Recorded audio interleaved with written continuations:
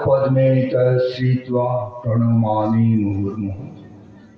परतत्ते सदालीन रामकृष्ण समज्ञया यो धर्मस्थापनरतः वीरशन्तं नमाम्यहम्। मंच उपविष्ट परम पूजनीय महाराज जी श्रीचरणते भूलुंठित प्रणाम। मंच उपविष्ट परम श्रद्धेय आदरणीय सभापति महोदय, आमार प्रिय बंधुगण, आदरणीय सम्पादक डाक्टर रेवा मंडल, उपस्थित मातृमंडली, सज्जनबृंद, ठाकुर माँ स्वामीजीर भक्तबृंद, आज के शुभ पवित्र दिने आपनादेर सकलके सश्रद्ध प्रणाम, नमस्कार और शुभेच्छा जानाई। गतकाल आमादेर परम श्रद्धेय आदरणीय सुशांत दा फोन करेছে, फोन करे और आज के অনুষ্ঠানে আসার জন্য নিমন্ত্রণ দিয়েছেন और তার সঙ্গে বলেছেন যে পূজনীয় মহারাজ আগ্রহ প্রকাশ করেছেন যে ডাক্তারবাবু এই অনুষ্ঠানে আসুন। পূজনীয় মহারাজ এবং সুশান্ত দা যে স্নেহের দৃষ্টিতে নিমন্ত্রণ করেছেন, এর ফলে বোঝা যায় যে পূর্ণ পবিত্র তিথির পূর্ব দিনে তাদের অন্তর্জগতে আমার ছবি ফুটে উঠেছে। এই জন্য পরম পূজনীয় মহারাজজির কে আরেকবার প্রণাম এবং কৃতজ্ঞতা, এবং সুশান্তার প্রতি আমার কৃতজ্ঞতা ব্যক্ত করি। আর সেই সঙ্গে সঙ্গে আমার যে কুশল সঞ্চালক মৃণালও ফোনে বলছে যে আপনি এলে আমরা খুব খুশি হব, খুব আনন্দিত হব। তো সেই কারণে এটি হলো আজকে আসার বিশেষ কারণ। তো আজকে দীর্ঘদিন ধরে আমরা শুনে আসছি কল্পতরু উৎসব, তার ঘটনার বিবরণ, তার তাৎপর্য। আমি বিষয়টাকে একটু অন্য দৃষ্টিকোণ থেকে আপনাদের কাছে রাখার চেষ্টা করব। তার কারণটা হলো যে আমার এই মেধাবী বা কুশলী সঞ্চালক একটা বিষয় বলেছে। সে বিষয়টা হচ্ছে যে স্বামীজি যে ভাবটি দিয়ে গেছেন সেটি আগামী 1500 বছর ধরে চলতে থাকবে। তাহলে যত দিন যাবে ততই এই কল্পতরু উৎসবের যে প্রাসঙ্গিকতা তার একটি একটি করে পাপড়ি খুলে যাবে। স্বামীজি আমাদের কাছে ধরিয়ে দিয়েছেন যে দেখো, ধর্ম, আমাদের বৈদিক সনাতন হিন্দু ধর্ম, সনাতন মানে যা চির পুরাতন এবং নিত্য নূতন, যা বিভিন্ন সময়েতে মানুষের, সমষ্টি মানুষের দুঃখ নিরসন করার জন্য প্রযুক্ত হয়েছে এবং সফলতা দিয়েছে, এবং আধুনিক কালেও সে ধর্ম যেন মানুষের দুঃখ নিবারণেতে প্রযুক্ত হয়ে সফলতা দিতে পারে এবং ভবিষ্যতেও যেন তাই দেয়। সেই কারণের জন্য প্রত্যেকটি প্রেক্ষাপটে, প্রত্যেকটি সময়ের জন্য এই কল্পতরু উৎসব অত্যন্ত প্রাসঙ্গিক হবে এবং আমাদের জীবনকে ঋদ্ধ করবে, সমৃদ্ধ করবে এবং আমাদের দুঃখ মোচন করবে। তাই আজকে বিষয় রাখবো, সে বিষয়টা হলো যে আধুনিক বিজ্ঞান প্রযুক্তির প্রেক্ষাপটে কল্পতরু উৎসবের মহত্ব। Interpretation of Kalpataru Utsav in the background of modern scientific perspective.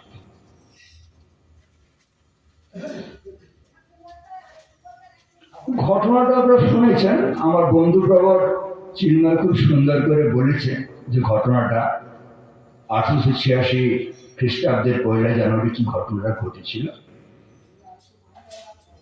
এবং অক্ষয় সেনের কি অনুভূতি হয়েছিল সে অনুভূতিটাও ব্যক্ত করেছে। পুঁথিকারের তিনি পুঁথিতে যেভাবে উল্লেখ করেছেন, ঘটনাটা তো সবাই জানেন, তবু ছোট্ট করে একটুখানি ঘটনাটা শুরু করে দিলে মানে আমার বলতে সুবিধা হবে। কাশীপুর উদ্যান বাড়িতে ঠাকুর আছেন, খুব অসুস্থ, নেমে এসছেন, নেমে এসে জিজ্ঞাসা করেছেন, সমস্ত ভক্তরা কাছে এসছেন, গিরিশবাবুকে জিজ্ঞাসা করছেন যে গিরিশ তোমার কি মনে হয়, একে দেখে তোমার কি মনে হয়? তখন গিরিশবাবু বলছেন, খুব গদগদ চিত্তে বলছেন যে ব্যাস বাল্মীকি যা হত্যা করতে পারেনি, আমি তার কি হত্যা করব?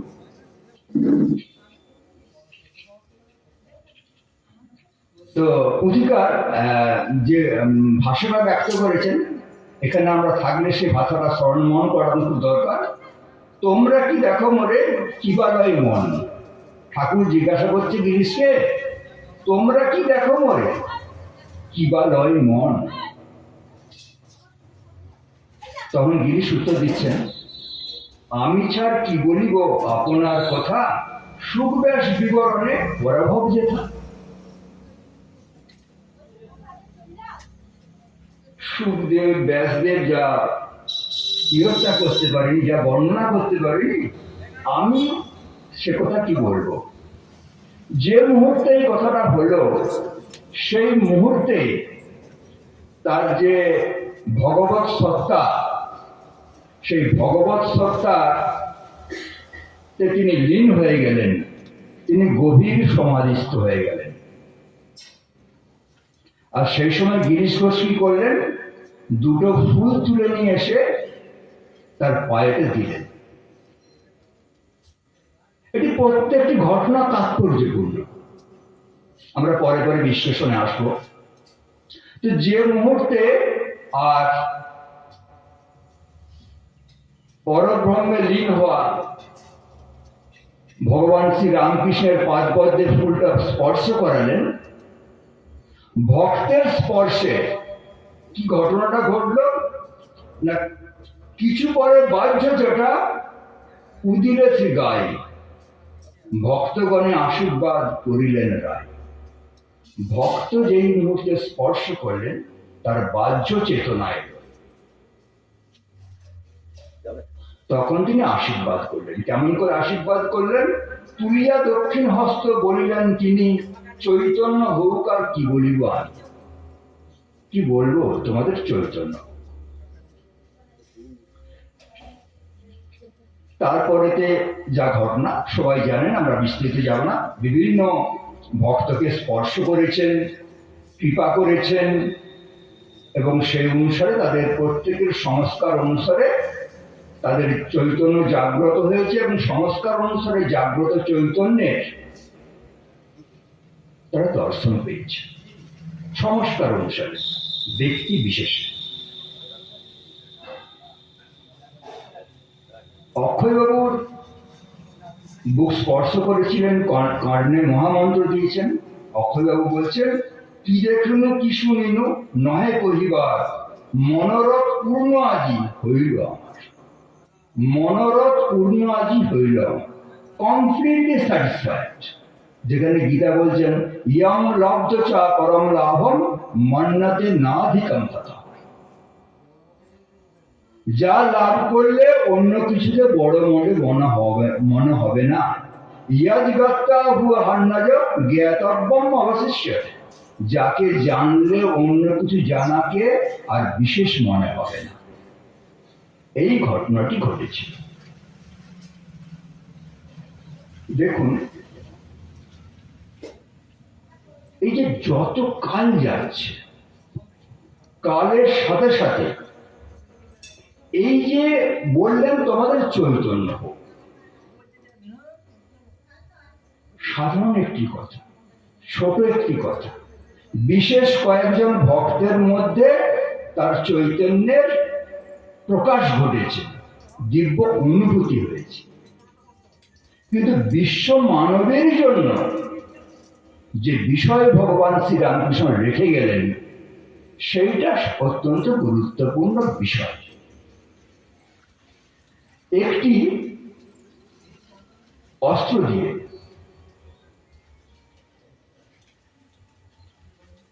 অস্ত্র বা শস্ত্র দিয়ে গুটি কয়েক মানুষকে মারা যায়, কিন্তু যদি একটি দেশের প্রজ্ঞাকে হরণ করা যায়, প্রজ্ঞাকে ধ্বংস করে দেওয়া যায়, জ্ঞান বিজ্ঞান পরম্পরাকে যদি নষ্ট করে দেওয়া হয়, তাহলে সেই জাতিটির অপমৃত্যু ঘটে। দীর্ঘ 800 বছর পরাধীনতার কারণের জন্য যখন ভারতীয় জাতিটি জ্ঞান বিজ্ঞানের প্রজ্ঞা স্থিমিত হয়ে গেছে, ঠিক সেই প্রেক্ষাপটেতে ভগবান শ্রীরামকৃষ্ণ আগমন করছেন। আপনারা গীতাতে শুনেছেন যে ধর্ম সংস্থাপনের জন্যই অবতরণ করেন। তিনি কিভাবে ধর্ম সংস্থাপন করেন? পরিত্রাণায় সাধুনাম বিনাশায় চ দুষ্কৃতম। সাধুদের পরিত্রাণের জন্য দুষ্কৃতকারীদের বিনাশ করেন। সাধুদের মানে মুষ্টিমেয় কজন সন্ন্যাসীকে নয়, সাধু ভাব, সাধু মানুষ যারা সৎ চিন্তাকে, সৎ ভাবনাকে, সত্যকে বহন করে নিয়ে চলে, তাদের পরিত্রাণের জন্য যারা সেগুলোকে ধ্বংস করতে যায় তাদের বিনাশ করে। বিনাশের অস্ত্র ভিন্ন সময় ভিন্ন প্রেক্ষাপটে ভিন্ন হয়েছে। শ্রীরামচন্দ্র অবতারে ধনুর্বাণ হয়েছে, শ্রীকৃষ্ণ অবতারে চক্র হয়েছে, আর শ্রীরামকৃষ্ণ অবতারে চৈতন্য অস্ত্র হয়েছে। যত দিন যাচ্ছে তত সূক্ষ্মাতি সূক্ষ্ম হয়েছে। তো যখন মেঘলে সাহেব 1835 সালে ভারত প্রজ্ঞাকে ধ্বংস করার জন্য সমস্ত পরিকল্পনা করে দিলেন, 1836 সালে ভগবান পুণ্যভূমি ভারতবর্ষে অবতরণ করলেন। অবতরণ করার পরে ভারতীয় যে প্রজ্ঞা, সেই ভারতীয় প্রজ্ঞাকে সারা বিশ্বের দরবারে প্রতিষ্ঠিত করার চেষ্টা করলেন। কারণ তার আগে 400 বছর ধরে আমরা আমেরিকা এবং ইউরোপিয়ার যে দাদাগিরি দেখেছি, যেখানে ভারত প্রজ্ঞাকে নষ্ট করে দেওয়ার চেষ্টা হয়েছে এবং তার বিনিময়ে সমস্ত মানুষের মধ্যে যে দুঃখ, কষ্ট, দৈন্য, যুদ্ধ, কোলাহল দেখা দিয়েছে, তো সেখানে ভারতবর্ষ অত্যন্ত প্রাসঙ্গিক। স্বামীজি বলছেন যে ভারতবর্ষ বেঁচে থাকবে কেবলমাত্র বিশ্বকে মানবিকতা, নৈতিকতা এবং আধ্যাত্মিকতা দেওয়ার জন্য, এবং ভগবান সেই অনুসারে ভারতবর্ষকে তৈরি করেছেন। তো যখন এই অবস্থা, তখন শ্রীরামকৃষ্ণ পুণ্যভূমি ভারতবর্ষে জন্মগ্রহণ করলেন। করার পর তিনি যে কাজগুলি করলেন, সেই সিকোয়েন্সিয়াল কাজগুলো প্রথমেই তিনি যেটি করলেন সেটি হলো ভারতবর্ষের 5000 বছরের যে সংস্কৃতি, ঐতিহ্য এবং আধ্যাত্মিক পরম্পরা, সেগুলোকে পুনরুদ্ধার করলেন মাত্র 12 বছর তপস্যার দ্বারা। একজন বিজ্ঞানী যেভাবে গবেষণাগারে ঢুকে গবেষণা করে তথ্য তুলে নিয়ে আসেন, ঠিক অনুরূপ ভাবে গবেষণা করে একজন মুখ্য বিজ্ঞানী ভারতবর্ষের 5000 বছরের যে জ্ঞান বিজ্ঞান পরম্পরা সেটাকে তিনি তুলে নিয়ে এলেন। তারপরে কি করলেন না, এই যে জ্ঞান বিজ্ঞান শুধু জানলে তো হবে না, তদ অনুরূপ জীবন তৈরি করা, এবং সেই জীবনটা সেই সময়কার যারা পাশ্চাত্যাভিমানী শিক্ষিত লোক, স্বামীজির ভাষাতে যারা ইউরোপিয়ানাইজড হয়ে গেছে, যারা ওয়েস্টার্নাইজড হয়ে গেছে, যারা কলোনাইজড হয়ে গেছে। স্বামীজি বলছেন অত্যন্ত অর্থহীন ভাষায় যে ভারতবর্ষের মধ্যে কলকাতা সবচেয়ে বেশি গোলামি হয়েছিল, পাশ্চাত্যাভিমানী হয়েছিল, কলোনাইজড হয়েছিল। সেখানে ভগবান শ্রীরামকৃষ্ণকে আসতে হয়েছিল, এবং সেই সময়কার যে ইউনিভার্সিটি স্কলার, তাদের সামনে ভারতীয় জ্ঞান বিজ্ঞান পরম্পরার যে মহৎ চরিত্র সেটা তিনি তাদের সামনে উপস্থাপন করেছিলেন। আর তারপরে তিনি যে কাজটি করেছিলেন সেটি বলেছিলেন যে মানুষকে চেতনা সমৃদ্ধ করার জন্য বলেছেন যে মানুষকে যার মান সম্বন্ধে হুঁশ আছে, যার অন্তরীণ চৈতন্য সম্বন্ধে হুঁশ আছে। এই বলেও কিন্তু শেষ হয়নি। তিনি দেখলেন এ বলেও শেষ হয়নি, মানুষের চেতনা জাগছে না। তাহলে প্রথমে এলো ইনফরমেশন। আপনার এখানে অনেকে শিক্ষক আছে, ফলে আপনারা বিষয়টা বুঝতে পারবেন যে রামকৃষ্ণের প্রাসঙ্গিকতাটা কেমন। শিক্ষক কি দেন? কতগুলো ইনফরমেশন দেন, বিভিন্ন বিষয় সম্বন্ধে তথ্য দেন। তারপরে গুরু কি করেন? আমাদের যে গুরু শিষ্য পরম্পরা, গুরুতে কি দেখা যায় না, শুধু ইনফরমেশন নয়, ইনফরমেশন তার জীবনেতে জীবন্ত হয়েছে, সেজন্য গুরু সান্নিধ্যে এসে শিষ্য তার জীবনটাকে পরিবর্তন করে। আর তারপরে যেটা হয় সেটা হলো গুরু যখন আরেকটু উপরে দিকে সর্বশ্রেষ্ঠ গুরু পরম গুরু যখন হন, তখন তিনি প্রজ্ঞাবান পুরুষ, তিনি প্রজ্ঞাস্থিত পুরুষ। সেজন্য আমরা বলি ইনফরমেশন, নলেজ এবং উইজডম। তো ভগবান শ্রীরামকৃষ্ণ যে কাজটি করলেন সেটি হলেন তিনি মুষ্টিমেয় কয়েকটি মানুষকে বললেন যে তোমাদের চৈতন্য বললেন না, চৈতন্য জাগ্রত হলে কি হয় সেটা দিয়ে তাদের সামনে দেখালেন। চৈতন্যের ইনফরমেশন দিলেন, চৈতন্য হওয়ার জন্য আগ্রহ প্রকাশ করলেন। তাতেও যখন হচ্ছে না, তখন তিনি আর তাদের মানুষের মধ্যে চৈতন্য হলে তার স্লিপিং সোল যদি অ্যারাইজড হয়, তাহলে তার কি পরিবর্তন হয়, তার কি উপলব্ধি হয়, সেটা তিনি তাদের মাধ্যমে সারা বিশ্ববাসীর কাছে বিষয়টা রাখলেন। এইটা হলো বিশেষ তাৎপর্য।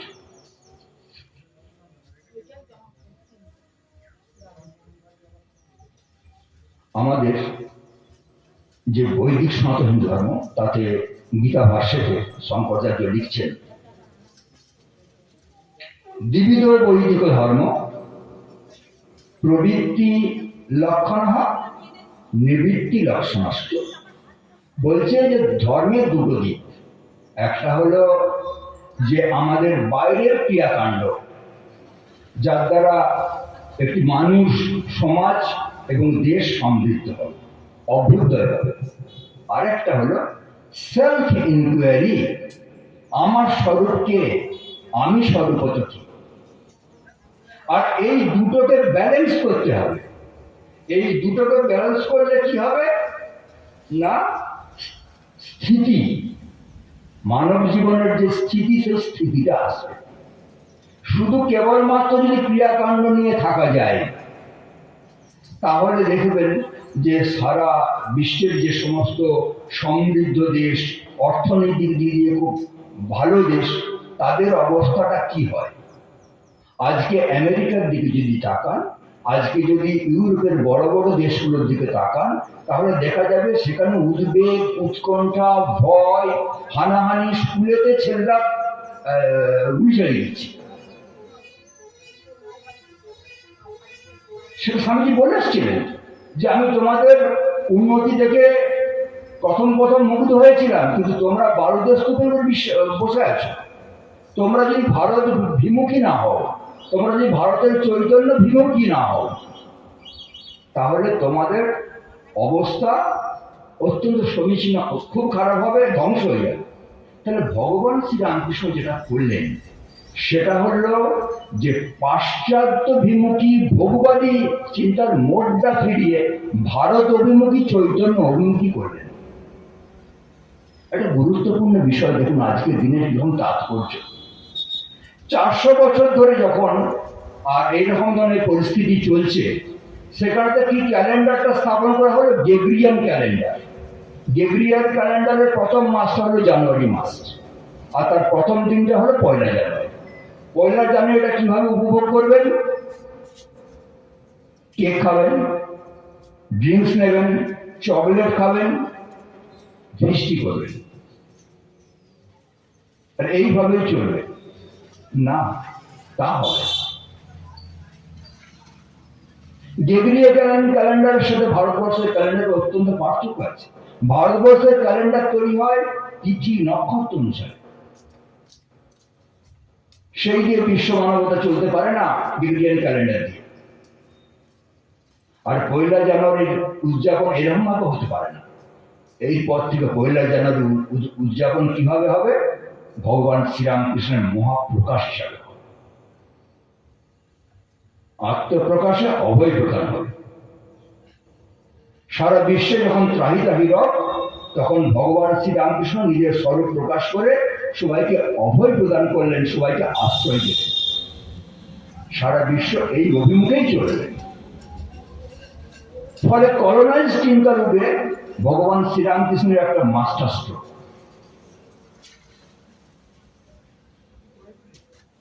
সেই জন্য আজকে আমরা এখানে উপস্থিত হয়েছি।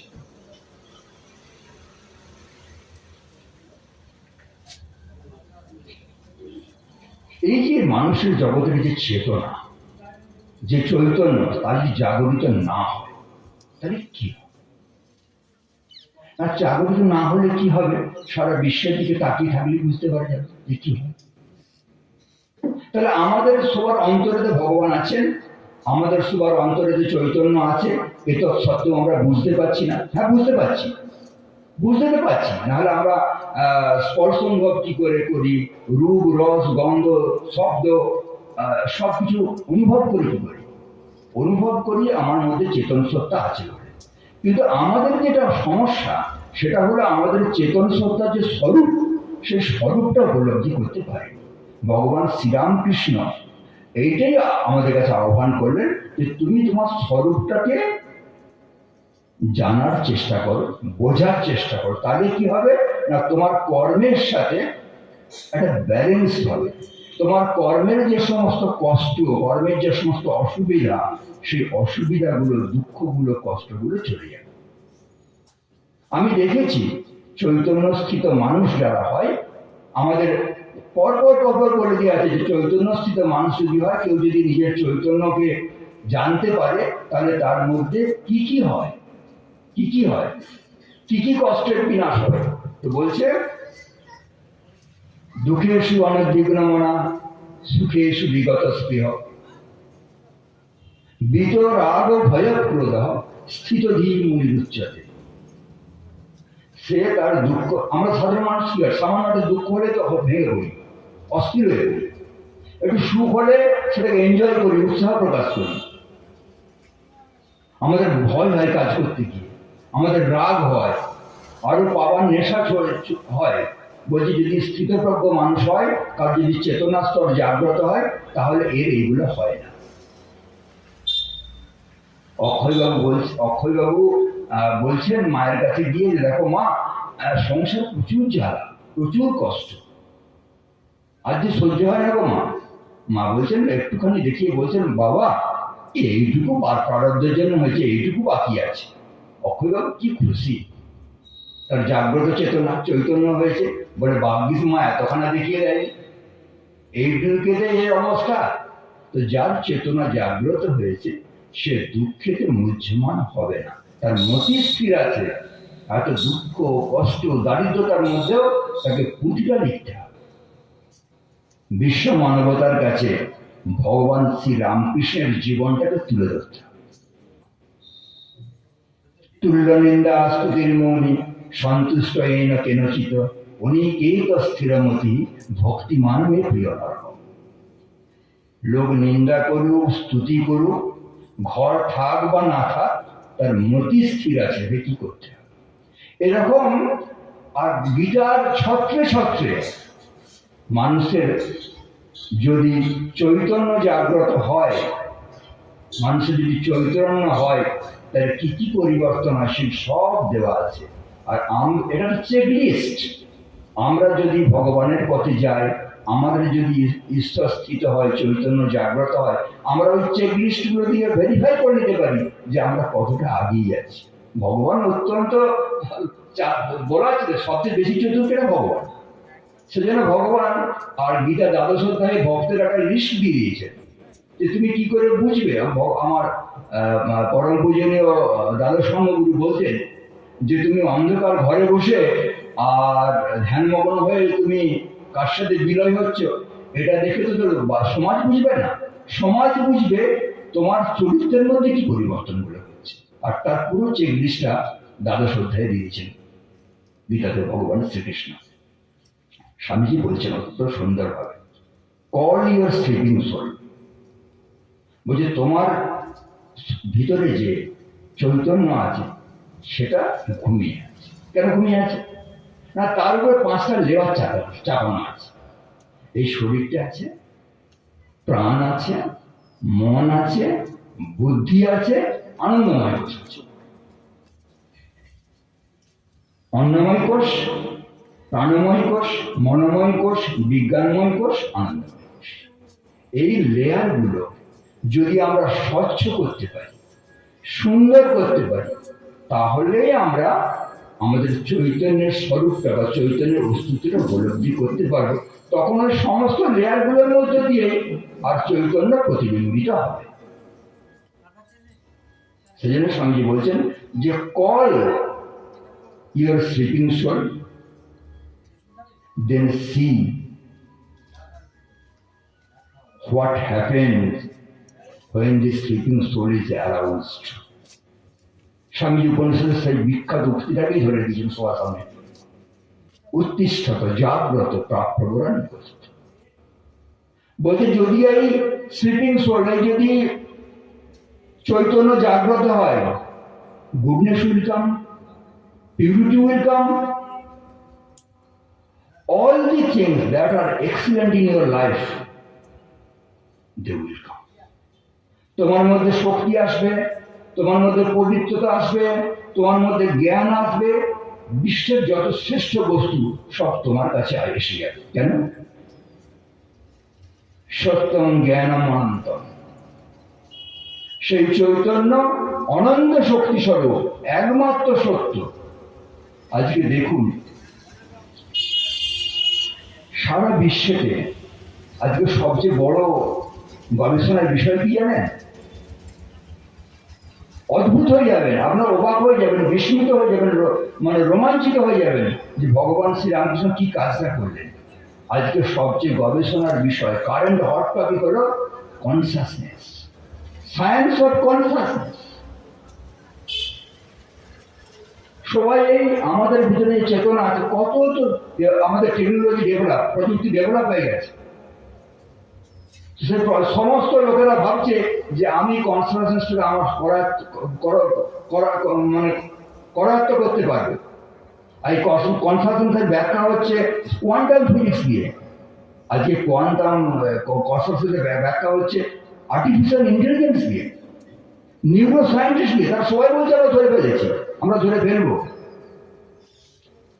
ভগবান শ্রীরামকৃষ্ণ হাসছেন, কারণ তিনি কৃষ্ণ অবতারে বলেছেন যে ক্ষেত্রঙ্গঞ্চাপি মাম বিদ্ধি সর্বক্ষেত্রেষু ভারত। দুটো বিষয় আছে, একটা হলো দ্রষ্টা আর একটা হলো দৃশ্য। আমরা যা কিছু দেখছি সব ক্ষেত্র, এগুলোর একমাত্র দ্রষ্টা হলো আমার চৈতন্য। সেই চৈতন্য একজনই আছেন, সেই পরম চৈতন্য। তোমরা আর্টিফিশিয়াল ইন্টেলিজেন্সের লোকেরা আস্ফালন করতে পারো না যে তোমরা কনসাসনেস ডেভেলপ করতে পারো। এটা ডেভেলপ করা যায় না, এটা শাশ্বত সনাতন। যা ডেভেলপ করা যায় তা ধ্বংস হবে। নৈনম চিন্তন্তে শস্ত্রাণি নৈনম দহতি পাবক, পরপর বলে দেওয়া আছে। সেই কনসাসনেস সায়েন্সটাকে আর ভগবান শ্রীরামকৃষ্ণ এস্টাবলিশ করলেন।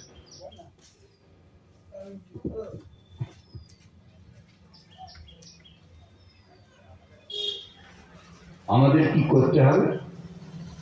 এই ভগবান যে আগ্রহটা প্রকাশ করেছে চৈতন্যকে মানে উদ্বোধিত করার জন্য, জাগ্রত করার জন্য, তার জন্য কি করতে হবে?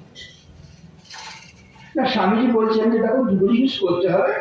একটা জিনিস হলো যে আমাদের যে অন্তরিন্দ্রিয় এবং বহিরিন্দ্রিয় আছে, আমাদের যে অন্তর প্রকৃতি আছে, বহির প্রকৃতি আছে, এগুলোকে কন্ট্রোল করতে হবে। শুধু কন্ট্রোল করলে হবে না, তাহলে কি করতে হবে? না, গিরিশ ঘোষ যা করেছে তাই করতে হবে। গিরিশ ঘোষ কি করেছিল? না, গিরিশ ঘোষ করেছিল যে আমার সামনে যখন প্রজ্ঞাস্থিত মহাপুরুষটি রয়েছে তখন দুটি ফুল এনে তার পায়ের তলায় দিয়ে দিয়েছে। পূর্ণ শরণাগতি। ঠাকুর বলছেন যে গিরিশের মানে যা বিশ্বাস আদরে পাওয়া যাবে। দুটো জিনিসই দরকার, পুরুষাকারের সাথে শরণাগতিরও দরকার। যদি চৈতন্য জাগ্রত না হয় তাহলে কি হবে? এতগুলো ঘটনা বলেছি, গীতা খুব সুন্দর করে বলছেন, ঈশ্বর সর্বভূতানাং হৃদ্রেশে অর্জুন তিষ্ঠতি ভ্রময়ণ সর্বভূতানি যন্ত্ররূঢ়ানি মায়া। তুমি যদি তোমার যদি ভিতরে ঈশ্বর জাগ্রত না হয় তাহলে মায়ার মধ্য দিয়ে তাকে যন্ত্র পুত্রিকা, যেমন আমরা সংসারে ঘুরে বেড়াচ্ছি সেরকম ভাবে ঘুরে বেড়াবো। তাহলে তোমায় কি করতে হবে সেটা গীতা খুব সুন্দর করে বলছেন, তমেব শরণং গচ্ছ সর্বভাবেন ভারত। সমস্ত দিক দিকে তুমি তার শরণ নাও। তৎপ্রসাদ পরম শান্তিম স্থানম প্রাপ্য শাশ্বত। তার প্রসাদে তুমি পরম শান্তি অনুভব করবে। মানুষের চৈতন্য জাগ্রত হলে মানুষ যে যা কাজ করছে সব কাজ করবে, তার দৃষ্টিকোণটা পাল্টে যাবে। ভগবান শ্রীরামকৃষ্ণ নিজের মুখে বলছেন যে একটা মানুষ যদি ডুব দেয়, নিচে ডুবে থাকে, তাহলে তো কিছু দেখতে পাবে না, কিন্তু ডুব থেকে যখন উপরে উঠে আসবে তখন সে একই জগৎকে দেখবে, পার্থক্যটা দৃষ্টিতে পাল্টে যাবে। তখন সবের মধ্যে যদি চৈতন্য সত্তাকেও দেখতে পারে, সবার মধ্যে যদি ভগবানকে দেখতে পারে, তাহলে তার এই দুঃখ কষ্ট দৈন্যতা এই সমস্ত ক্লেশগুলো থাকবে না। স্বামীজি একটু ঘুরিয়ে দিলেন।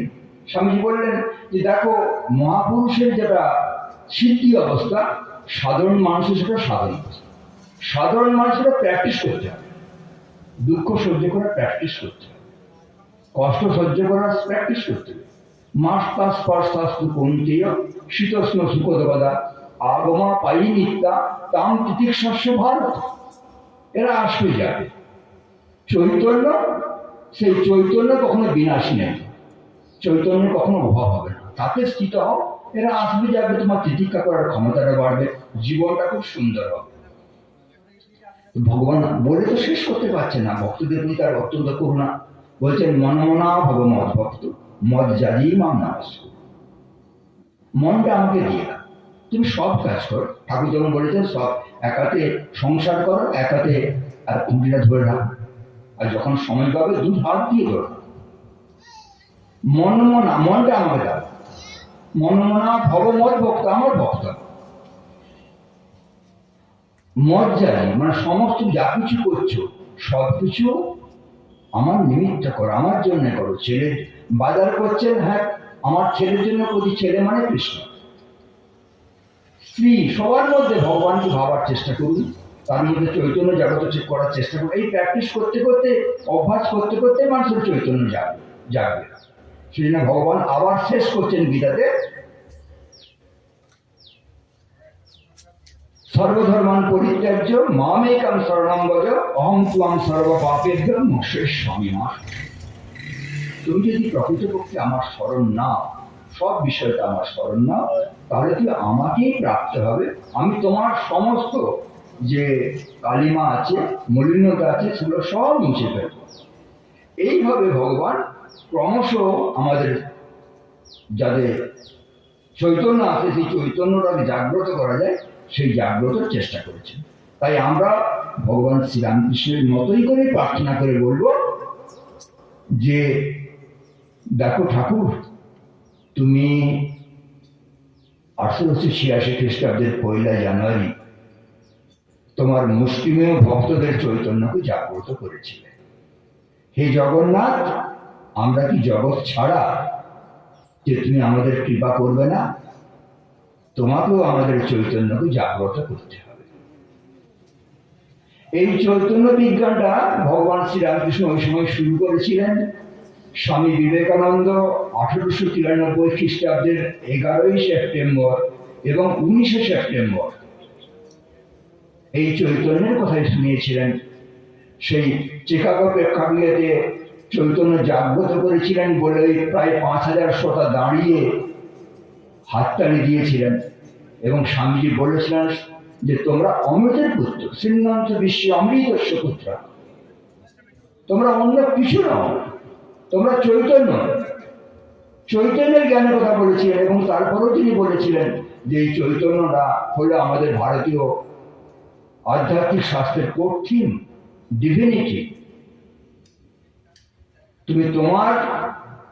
তুমি চৈতন্যকে বোঝার চেষ্টা করো এবং সমস্ত কাজের মধ্যে manifest your divinity in your all deeds. আর মা চিরকল্পত, প্রত্যেকদিন কল্পত। কেউ জানতে পারতো না, কেউ বুঝতে পারতো না, কখনো বলারও চেষ্টা করতো, বলার চেষ্টা করেনি কখনো। কাউকে গুড়মুড়ি খাইয়েছেন, কাউকে একটু মাছ ঝাল তরকারি করে খাইয়েছেন, কাউকে পিঠে খাইয়েছেন, কাউকে পায়েস খাইয়েছেন, কাউকে চা খাইয়েছেন, কাউকে মন্ত্র দিয়েছেন, কাউকে ব্রহ্মচর্য দিয়েছেন, কাউকে বিভিন্নভাবে দর্শন দিয়েছেন। যে যেভাবে মায়ের কাছে এসছেন মা তাকে সেইভাবে সেবা করেছেন। সেবা করে মূল লক্ষ্যটা কি না, তার চৈতন্যকে জাগ্রত করার চেষ্টা করছেন। কত মানুষ বিভিন্ন জায়গা থেকে, বিভিন্ন সংস্কার থেকে, বিভিন্ন পরিবেশ থেকে, বিভিন্ন আদর্শ নিয়ে উপস্থিত হয়েছেন, কিন্তু মায়ের সান্নিধ্যে যারা এসছেন, যারা মায়ের সেবা পেয়েছেন, তাদের প্রত্যেকের অন্তর্জগতের চৈতন্য জাগ্রত হয়েছে। মা বলেছেন যারা এখানে এসে পৌঁছেছে তাদের আর কোনো চিন্তা নেই, তোমরা কোনো চিন্তা করবে না, তোমাদের একজন মা আছে না। সুতরাং আমরা যদি এই আশ্রমে আসি, এই আশ্রমে এসে ঠাকুরমার সান্নিধ্য লাভ করার চেষ্টা করি এবং আন্তরিক হই, তাহলে আমাদের চৈতন্য জাগ্রত হবে। এই কাজটুকু আমাদের করতে হবে। সেই চেতনা জাগবে কবে, তারই প্রতীক্ষায় আমার নিচে চাওয়া পাওয়ায় দিন যে চলে যায়। ওম রামকৃষ্ণ অর্পণমস্তু।